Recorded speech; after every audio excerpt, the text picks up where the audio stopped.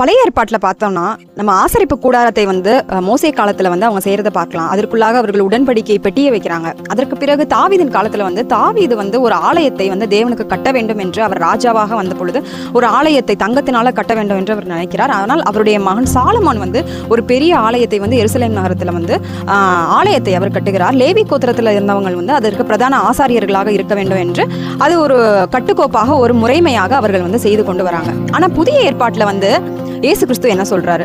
இயேசு கிறிஸ்து நம்ம ஒரு ஆலயத்துக்கு போய் 2-3 பேர் நம்ம சேர்ந்து நம்ம ஜெபித்து நம்ம ஒற்றுமையாக இருக்கணும்னு சொல்றாங்களே சொல்லினாலும், ஆனால் அதையும் தாண்டி நம்மளுடைய ஆலயம் என்பது இயேசு கிறிஸ்து சொல்வது நம்மளுடைய சரீரமாக இருக்கிறது. அதுதான் நம்ம இன்றைக்கு பார்க்க போறோம். இன்றைக்கான மன்னவசனம் 1 கொரிந்தியர் 6:19. உங்கள் சரீரமானது நீங்கள் தேவனாலே பெற்றும் உங்களில் தங்கியும் இருக்கிற பரிசுத்த ஆவியின் ஆலயமாய் இருக்கிறீர்கள் என்றும் நீங்கள் உங்களுடையவர்கள் அல்ல என்றும் அறியீர்களா? அப்படி நம்ம பரிசுத்த ஆவியினுடைய ஆலயமாக இருக்கிறோம். அப்போ நம்மளுடைய ஆலயத்தை நம்ம மிகவும் பரிசுத்தமாக நம்ம வைத்துக்கொள்ள வேண்டும். வீணான இச்சைகளுக்கோ இல்லை இந்த பிரபஞ்சத்தின் மோகங்களுக்கோ அல்லது நம்ம கண் போகிற போக்கிற்கோ நம்ம இடம் கொடாமல் நம்ம பரிசுத்தமாய் நம்மளுடைய ஆலயத்தை காத்து தேவனுக்கு பிரியமாய் நம்ம நடக்கணும்.